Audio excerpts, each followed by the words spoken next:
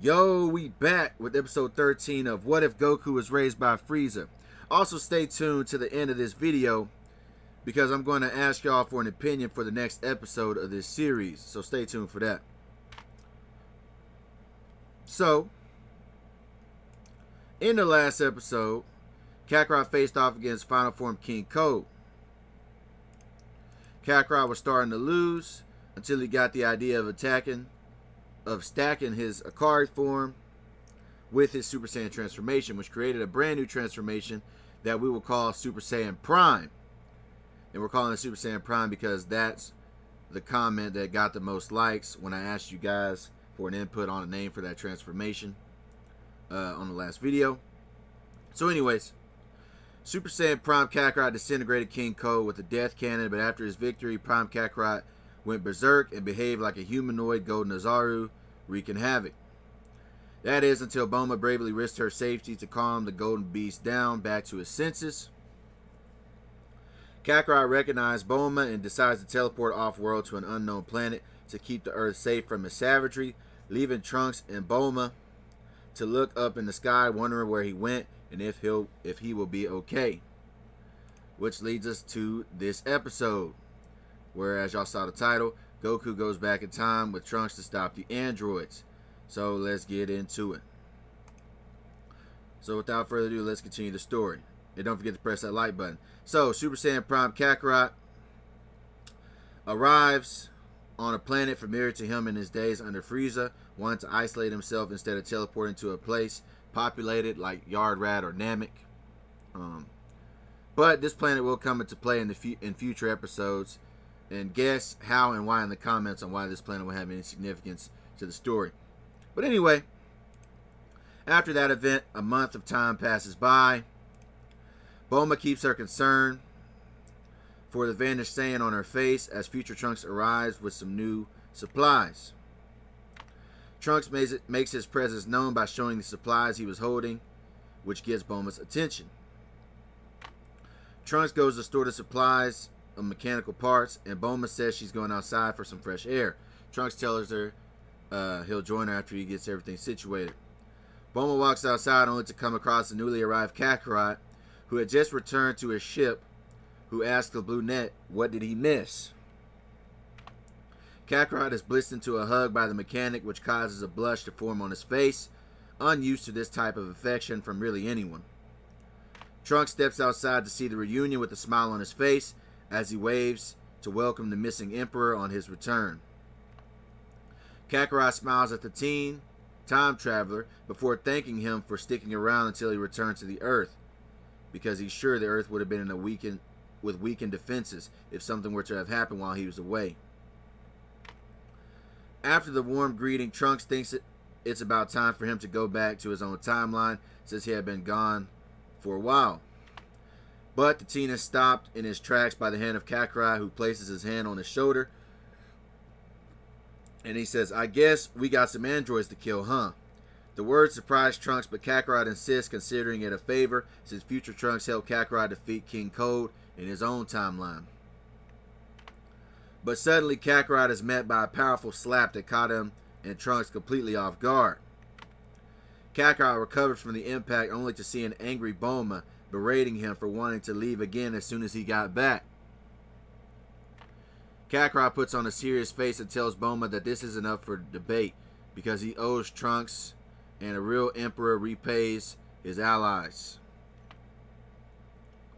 But the Saiyan's serious face turns into one of curiosity as he asks Bulma if there's anything interesting happening on the Earth today. Bulma gets excited about the opportunity and begins to brainstorm ideas for an event. Bulma then informs them about the World Martial Arts Tournament that was about to take place. Kakarot gets excited at the idea of seeing a tournament of the world's best fighters. And even Trunks is also interested in watching the spectacle, so it was settled. They were going. So later that day, future Trunks was the first to arrive at the tournament's entrance and sat there patiently with his back to a wall, waiting for everyone else to show up. The next to arrive was Kakarot, who sported his Saiyan armor with a royal red cape. Behind him, to sport the occasion. And the last to appear was Bulma, who Trunks noticed first, waving in her direction to motion for her attention.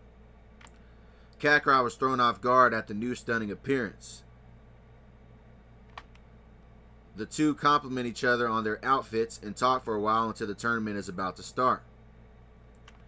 Kakarot walks through the entrance, which causes the crowd to roar in excitement because they still remembered him as the man who put a stop to the tyrant King Piccolo and liberated them, which causes the Saiyan warrior to sport a genuine smile. And after that, the games begin. The trio watch together with content as fighters battle for the prize money. The semi-final battle was the most intense between Tien and Krillin, who put on a real show.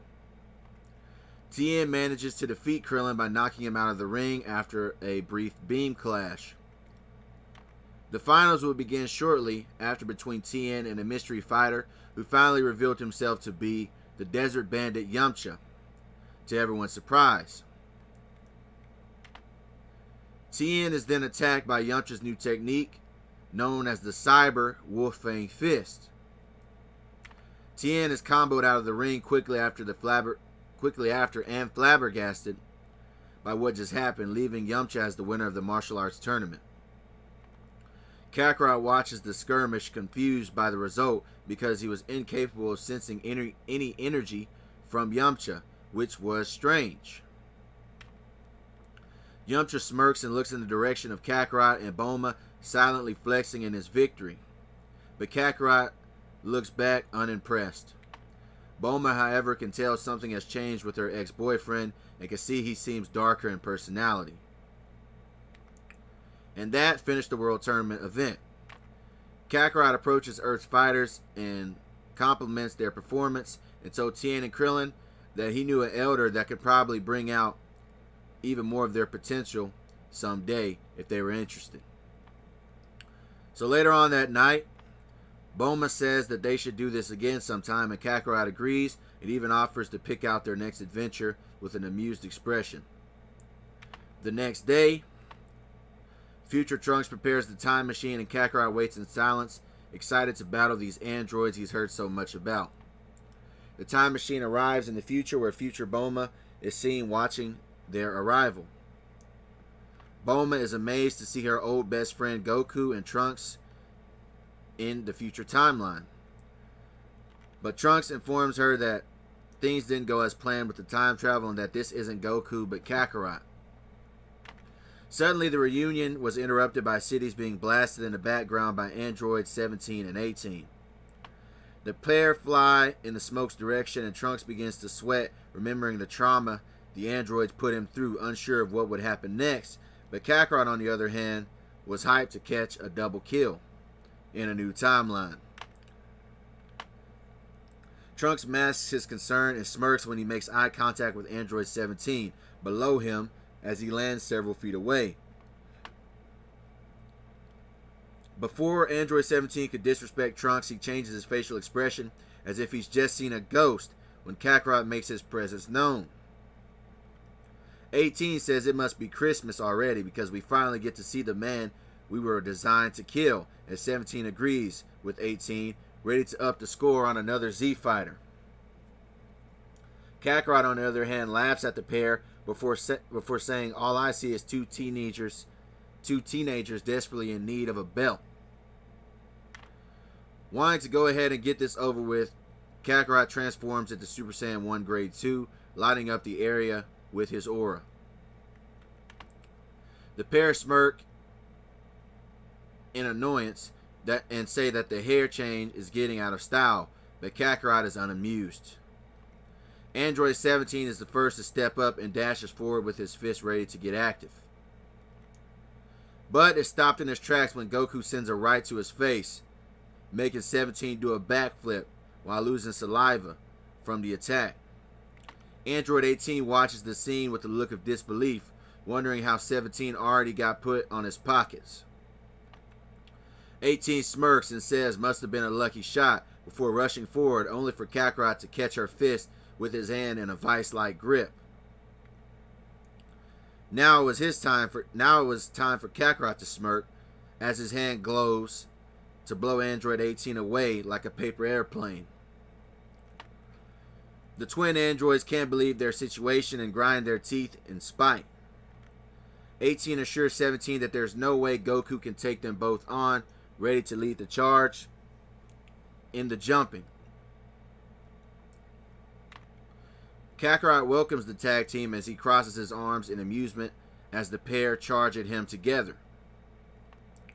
18 sends her infinity bullet attack at Kakarot only for him to deflect every projectile and advance forward. And 17 lines up a full power energy wave expecting to catch Kakarot off guard, but the Super Saiyan was ready to send his attack to the stars when he deflects it. Just then he retaliates with a blast of his own, big enough to hit the both of them, which sends them through the already wrecked buildings. Kakarot mocks them as they appear through the smoke, just about ready to wrap things up, and the android twins are battle damaged and running out of options. Sensing their demise on the horizon, the pair look at each other before looking in the direction of future Trunks, who is happy to see the androids sweating for once. Suddenly, in a desperate attempt to escape, the androids get shoulder to shoulder and fire a blast towards the direction of Trunks, who wouldn't be fast enough to avoid the upcoming attack. Kakarot curses under his breath, seeing the beam advance in slow motion before he makes up his mind. Kakarot gets in the way of the blast, crosses his arms, and takes the full impact of the attack head on. By the time the smoke cleared, Kakarot could see that the murder twins were getting away.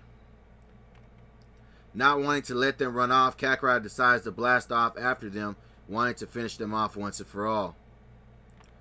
Kakarot can see that they had to have fled inside one of these ruined buildings of the city, but is unsure of which one they've gone into.